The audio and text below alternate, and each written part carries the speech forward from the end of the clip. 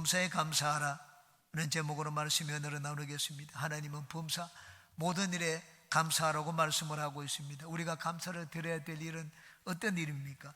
무엇을 감사해야 됩니까? 여기에 대해서 세 가지를 같이 살펴보고 오늘은 나누겠습니다. 첫 번째, 좋은 일에 마땅히 감사를 드려야 됩니다. 한번 따라해 주시기 바랍니다. 좋은 일에 감사하자.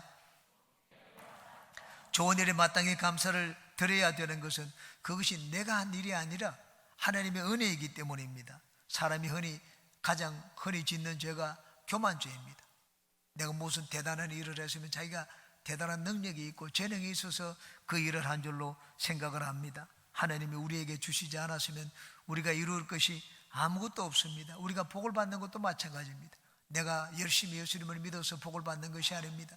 내가 섬기고 헌금도 많이 드리고 오랫동안 예수님을 믿어서 복을 받는 것도 아닙니다. 하나님이 주셨기 때문에 우리가 복을 받는 것입니다. 하나님이 주시지 않았으면 우리가 받고 얻고 누리고 수 있는 것이 아무것도 없습니다. 그러므로 우리는 좋은 일이 생겼을 때 나에게 복을 주신 분이 하나님이기 때문에 마땅히 하나님께 감사를 드려야 됩니다. 감사는 은혜를 받은 자가 해야 될 마땅한 도리입니다. 은혜를 입고 난 뒤에도 감사를 하지 않으면 하나님이 그 다음 은혜를 또 베풀어 주시지 않습니다. 은혜를 받았을 때 감사하면 하나님은 그 감사를 기쁘게 받으십니다. 우리를 기뻐하시고 우리를 품으시고 안아주시고 더 큰 은혜를 우리에게 베풀어 주십니다. 우리가 은혜 받은 것에 감사하면 더 큰 은혜를 입고 은혜를 받고도 감사를 잊어버리면 하나님 앞에 책망을 받습니다. 성경은 범사에 감사하라 말씀을 하셨습니다. 왜 모든 일에 다 감사해야 됩니까? 하나님이 주시지 않은 것이 하나도 없기 때문입니다. 우리는 하나님의 은혜 아래 삽니다. 예수님을 알고 예수님을 믿게 된 것이 하나님의 은혜입니다. 여러분, 내 머리로 내 지혜로 우리는 예수님을 알고 믿은 것이 아닙니다. 성령께서 내 마음에 감동을 주시고 눈을 열어주셨기 때문에 우리가 예수님을 알고 주님 앞에 나와서 오늘도 예배를 드리게 되었습니다. 여러분, 성령을 보내주신 것이 하나님의 은혜입니다. 성령님은 우리가 예수님을 믿고 천국까지 갈 수 있도록 인도하여 주시는 분입니다. 마귀는 끊임없이 우리를 공격합니다. 우리를 넘어뜨려서 장애물을 두고 넘어뜨려서 세상으로 자꾸 돌아가도록 만듭니다. 그럴 때 우리와 함께 계셔서 우리를 지켜주시고 마귀의 공격으로부터 우리를 보호하여 주시고 우리의 손잡고 이끌어서 천국까지 인도하시는 분이 성령 하나님이십니다. 성령의 도우심이 없으면 우리는 마귀의 시험을 이겨내지 못합니다. 인간은 마귀를 당하지 못합니다. 마귀는 인간보다 강합니다. 그런데 이 마귀보다 더 강한 분이 성령 하나님이십니다.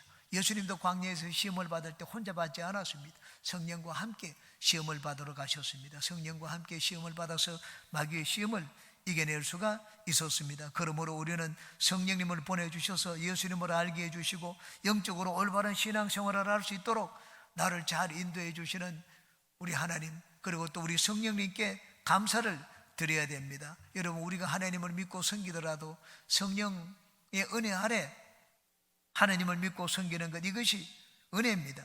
성령의 도움이 없이는 어느 누구도 예수님을 바로 알지를 못합니다. 예수님을 믿는다고 하더라도 올바로 믿지를 못합니다. 바울 사도가 에베소에 도착했을 때 거기는 믿는 자들이 한 12명쯤 있었습니다. 바울 사도가 그들을 보니 믿는다고 하는데, 제자도로 하는데 제자 같지 않았습니다. 그래서 그들에게 질문을 했습니다. 너희가 믿을 때 성령을 받았느냐? 우리는 성령이 있음도 듣지 못하였도다. 바울 사도가 그들에게 예수 이름으로 침례를 주고 안수하니 그들이 다 성령을 받고 방언을 하고 예언을 했습니다. 12명밖에 되지 않은 에베소 교회였지만 불과 100년이 가지 않아서 에베소 아시아 전체를 인도하는 큰 교회가 되었습니다. 성령 없이 신앙생활하는 것은 너무나 힘들고 어렵습니다. 예수님을 믿는 것, 신앙생활이 종교적인 짐에 될 뿐입니다. 그러나 성령과 함께하는 신앙생활은 너무나 기쁘고 즐겁습니다. 우리가 예수님을 알고 믿을 수 있도록 성령의 은혜 아래 살도록 만들어주신 것에 감사해야 됩니다. 그뿐만이 아닙니다. 우리는 자연의 은혜 아래 살도록 만들어주신 것에 감사해야 됩니다. 여기 모든 것을 감사하라고 하십니다. 영적인 은혜뿐만 아니라 이 세상의 일반적인 은혜에도 감사하라는 말입니다. 우리가 하나님의 은혜 아래 살고 있기 때문에 하나님께 모든 것을 감사해야 됩니다. 생명을 얻어서 이 세상에 태어난 것이 하나님의 은혜입니다. 공기를 마시고 햇볕을 보고 숨을 쉬며 땅을 딛고 땅에 발을 딛고 살게 된 것이 하나님의 은혜입니다. 지금 내가 누리고 있는 모든 것이 하나님의 은혜입니다. 지나간 모든 시간, 내가 걸어온 모든 순간순간들이 하나님의 은혜입니다. 하나님이 지구에 자원을 묻어두셨기 때문에 우리가 그것을 발견해서 개발해서 지금 아주 편안하게 살고 있습니다. 새들도 하나님의 돌보시는 은혜로 살고, 들에 피는 백합화도 하나님의 은혜로 아름답게 모양을 냅니다. 하나님 없이 우리가 누릴 수 있는 것은 아무것도 없습니다. 그러므로 성경은 말씀을 합니다. 범사에 감사하라. 왜? 모든 것이 하나님의 은혜이기 때문입니다. 여러분은 오늘 하루를 돌아보고 올 한 해를 돌아보고 여러분의 인생을 돌아보고 또 앞으로 살아갈 내일을 바라볼 때 하나님의 은혜에 대한 감사가 넘치시기를 주님의 이름으로 축원합니다. 두 번째, 좋지 않은 일에도 감사를 드려야 됩니다. 한번 따라 하시기 바랍니다. 좋지 않은 일에도 감사를 드리자. 왜냐하면 좋지 않은 일도 하나님이 우리를 축복하시는 한 과정이기 때문입니다. 바울 사도는 자기의 체험을 통하여 이 말씀을 전하고 있습니다. 데살로니가 오기 전에 바울 사도가 먼저 들른 도시가 빌립보였습니다. 빌립보에서 바울 사도는 곤욕을 치렀습니다. 복음을 이 길을 걸어갈 때마다 그 점치는 귀신 들린 한 여인이 있어가지고 바울 사도를 볼 때마다 얘기를 했습니다. 이 사람은 하나님의 큰 도를 제한하는 큰 종이다. 귀신은 그렇게 얘기하는데 마음이 괴로웠습니다. 자꾸 그렇게 하니까 그 여인에 있는 귀신을 예수 이름으로 내쫓았습니다. 점치는 귀신이 이제 점치는 귀신이 나갔기 때문에 주인들이 이제는 돈을 벌 수가 없었습니다. 그래서 그냥 고소를 했습니다. 많은 무리들을 대동해서 바울 사도를 붙잡아 가지고 재판자리에 넘겼습니다. 정당한 재판도 받지 않았습니다. 몰매를 맞고 감옥에 던져졌습니다. 감옥에 던져졌을 때 바울 사도는 내가 주님의 복음을 위해서 선한 일을 했는데 왜 나에게 이런 일이 생깁니까? 하나님께 원망하고 불평하지 않았습니다. 착고에 매인 대로 서서 밤중에 하나님을 찬미하고 기도했습니다. 그러자 갑자기 지진이 일어났습니다. 지진이 일어났다면 옥문이 열리고 이 죄수들이 매인 모든 사슬이 전부 다 풀리게 되었습니다. 간수는 그 광경을 보고 난 다음에 옥문이 열리고 죄수들의 사슬이 풀린 것을 보고는 칼을 빼서 자결하려고 했습니다. 바울 사도가 말렸습니다. 그럴 필요 없습니다. 이리 오세요. 우리 중에 도망간 자가 아무도 없습니다. 죄수들도 하나님의 임재를 거기서 느꼈고 간수도 그 광경을 보고 하나님의 거기 살아계신 것을 느꼈습니다. 바울 사도에게 물었습니다. 내가 어떻게 하면 구원을 얻을 수가 있을까? 바울 사도가 그에게 얘기했습니다. 주 예수를 믿어라. 그리하면 너와 내 집이 구원을 얻으리라. 그 말을 듣고 가족들은 다 그 밤에 깨웠습니다.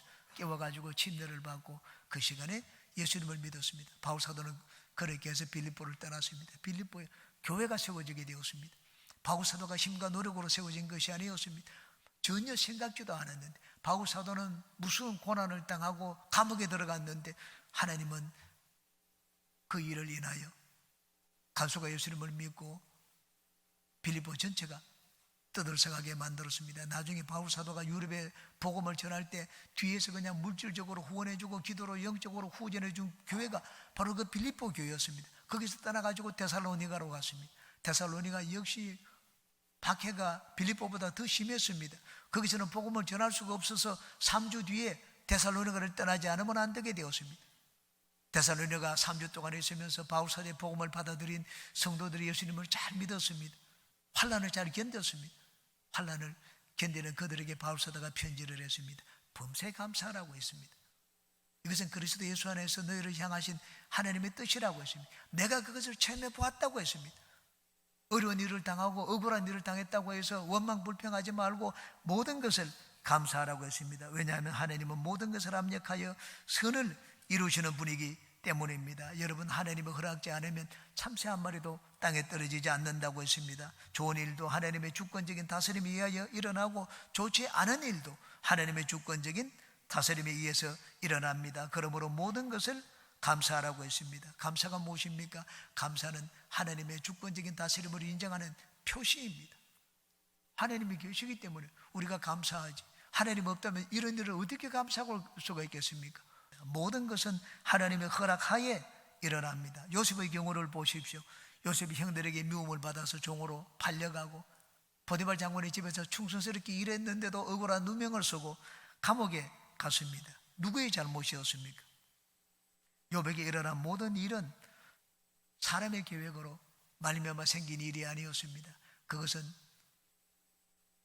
장차 가뭄 가운데 이스라엘을 애굽으로 불러서 거기 고센 땅에서 큰 민족을 이루게 만들고자 하는 하나님의 계획 때문에 일어난 일들이었습니다. 그러므로 여기 감사하지 못할 상황에도 감사하라고 말씀을 하셨습니다. 왜? 하나님이 이 모든 것들을 허락하셨기 때문입니다. 하나님이 주권으로 이 모든 것을 또한 다스리고 계시기 때문입니다. 여러분, 하나님이 다스림에 미치지 않는 곳이 있습니까? 하나님의 다스림이 미치지 않는 곳이 없습니다. 하나님은 모든 것을 다스리십니다. 하나님은 밝은 곳도 다스리시고 어두운 곳도 다스리십니다. 하나님은 낮도 짓고 밤도 지었다고 말씀을 하셨습니다. 하나님은 우리에게 기쁨도 주시고 슬픔도 주시는 분입니다. 하나님은 우리에게 좋은 것만 주시지 않습니다. 환난과 고난을 지은 분도 하나님이라고 말씀을 하셨습니다. 요나의 삶을 보십시오. 요나의 삶을 보세요. 하나님이 다스리지 않는 것이 있습니까? 하나님이 고래, 짐승도 동물도 다스렸습니다. 하찮은 미물, 박너굴도 다스리시고 하나님의 벌레도 다스리셨습니다. 하나님의 다스림은 과연 어떤 다스림입니까? 좋은 다스림입니까? 나쁜 다스림입니까? 하나님의 다스림은 참으로 좋습니다.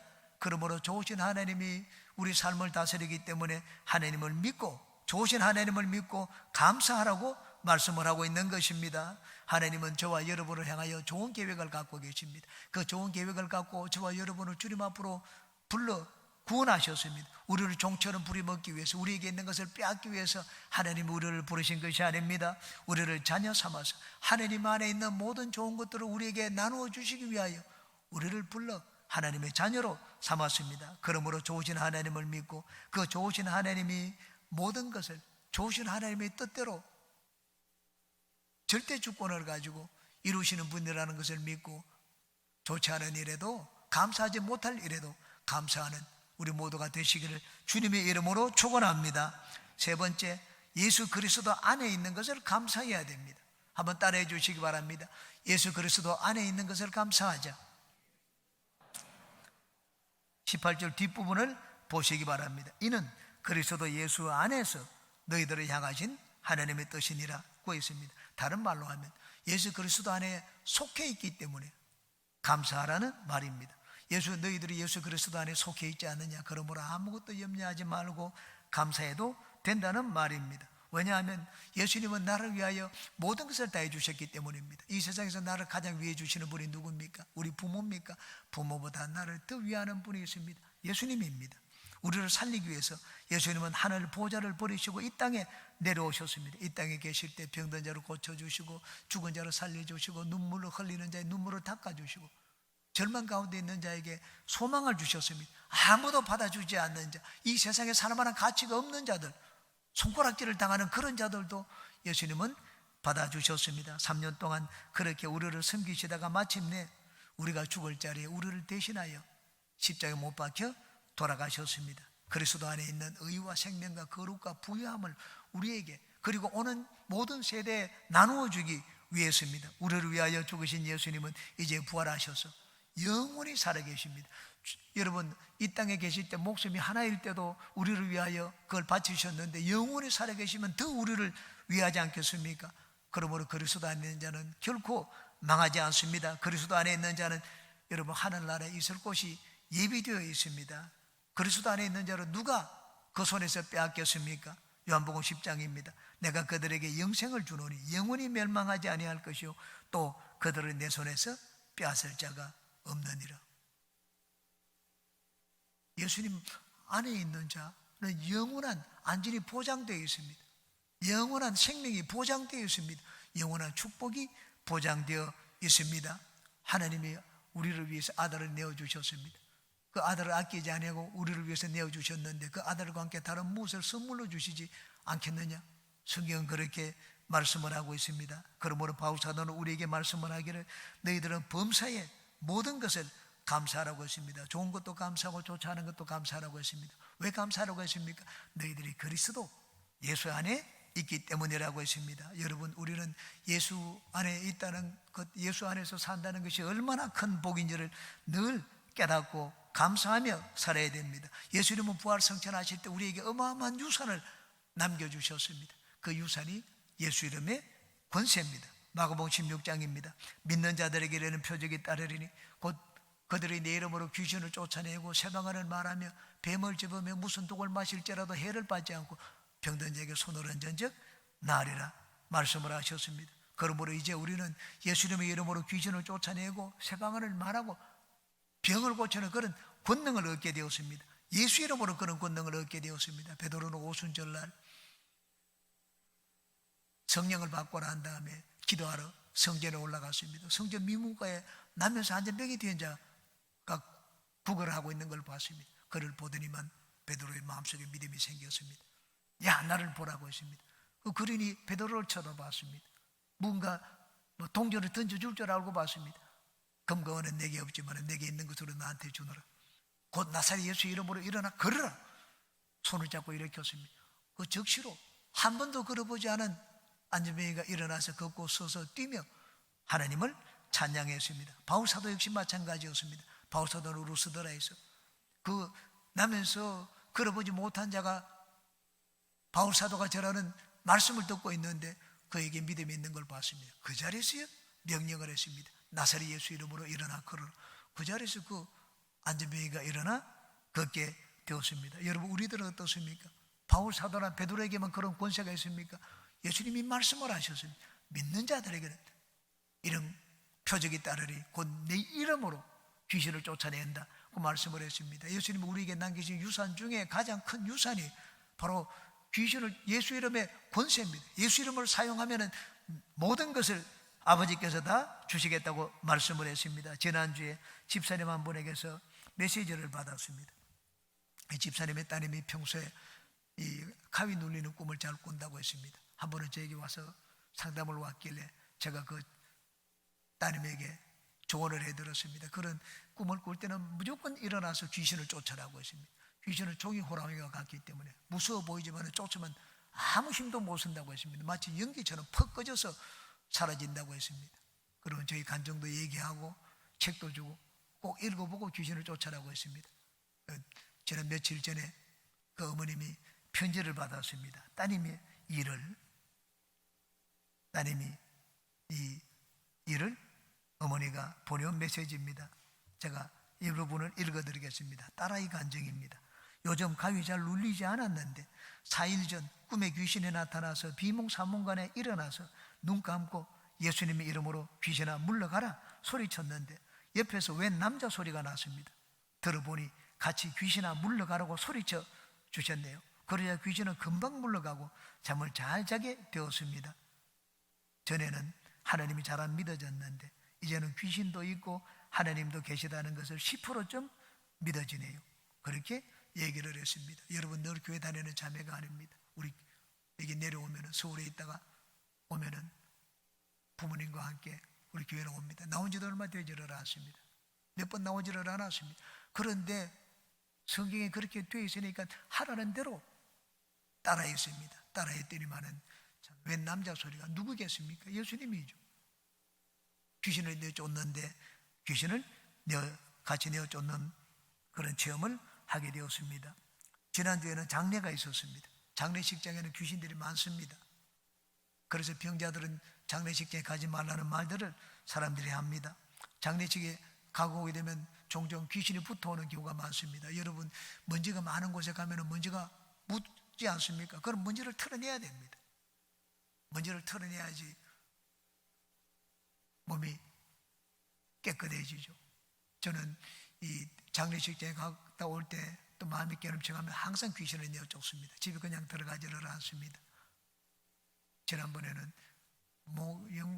마음이 편안하지를 않았습니다. 30분 40분 동안 귀신을 내어 쫓았습니다. 집에 들어가서도 귀신을 내어 쫓았습니다.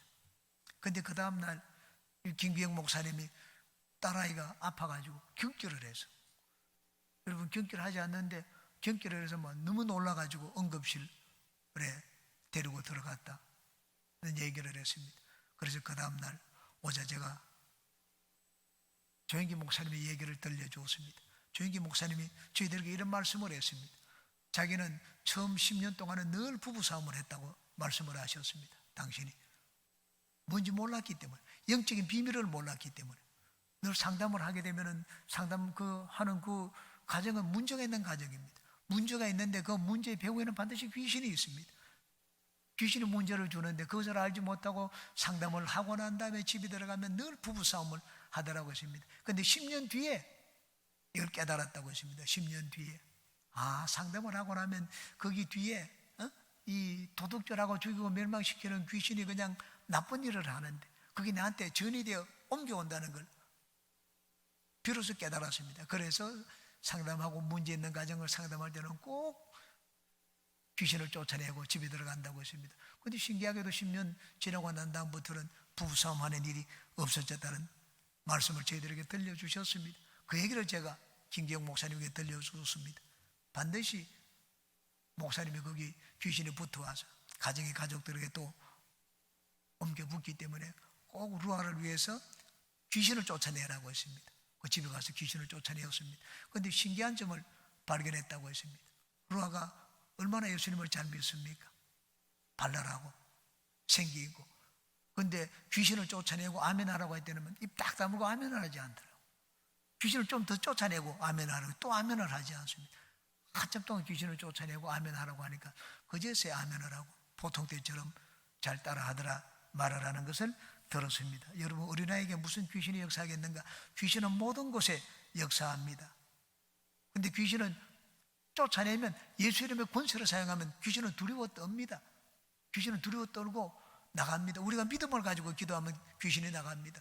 여러분, 불신앙의 가족들이 있는 분들, 불신앙의 귀신을 쫓아내야 됩니다. 음란의 귀신을 쫓아내고 거짓말하는 귀신을 쫓아내야 됩니다. 이간질하는 귀신을 쫓아내야 됩니다. 여러분, 마음에 미움이 있을 때 미워하는 귀신을 쫓아내야 됩니다. 마음이 교만한 마음이 들 때, 내가 대단한 것 같을 때, 자기가 우쭐한 그런 생각이 들 때 교만의 귀신을 쫓아내야 됩니다. 탐욕의 귀신도 쫓아내고 세상 향락에 취하게 만드는 귀신을 내쫓아야 됩니다. 술 마시고 담배 피우는 귀신을 쫓아내야 됩니다. 여러분, 중독에 빠진 자들은 술 중독인지 무슨 중독이든지 중독의 귀신을 쫓아내야 됩니다. 가난, 저주, 모든 것이 열심히 일하는데 계속 배고픈 자들은 가난과 저주의 귀신을 쫓아내야 됩니다. 여러분, 예수님이 우리에게 주신 유산 중에 가장 큰 유산이 무엇입니까? 예수 이름의 권세입니다. 내 이름을 사용하라고 했습니다. 요한복음 14장입니다. 너희가 내 이름으로 무엇을 구하든지 내가 행하리니 이는 아버지로 하여금 아들로 말미암아 영광을 받으시게 하려 함이라. 내 이름을 사용하라고 했습니다. 무엇이든지 내가 행하겠다고 했습니다. 여러분, 예수님은 지금도 우리 가운데 계십니다. 언제 예수님이 역사하십니까? 예수님의 이름을 사용하면 예수님이 역사합니다. 다른 거 사용하면 예수님이 역사 안 합니다. 예수님의 이름을 사용하면 예수님이 역사하십니다. 여기 범사에 감사하라. 그리스도 예수 안에서 하나님의 뜻이라고 했습니다. 너희들이 그리스도 예수께 속해 있지 않느냐? 그렇기 때문에 모든 것을 감사하라. 하나님 우리에게 하시는 말씀입니다. 그러므로 우리가 예수 안에 있기 때문에 모든 것을 감사하는 우리 모두가 되시기 바랍니다. 예수 안에 있는 자는 결코 망하지 않습니다. 예수 안에 있는 자는 모든 것이 합력하여 선을 이룹니다. 왜냐하면 예수님이 합력하여 선을 이루셨기 때문입니다. 예수님은 죽은 것 같이 하지만 다시 살아나셨습니다. 사람이 보면 망했다고 생각을 했는데 예수님은 망하시지 않았습니다. 망한 것 같은 그것이 이기는 길이었습니다. 그러므로 모든 것을 우리는 감사하되 무엇보다도 우리가 예수께 속해 있고 예수 안에 있는 것을 감사해야 됩니다. 예수 이름의 권세를 주신 것을 감사해야 됩니다. 이 감사의 달에 예수님을 알고 믿게 해주시고 예수 그리스도 안에서 모든 좋은 것들을 누리게 만들어주신 우리 예수님께 한없는 감사를 드리는 우리 모두가 되시기를 주님의 이름으로 축원합니다.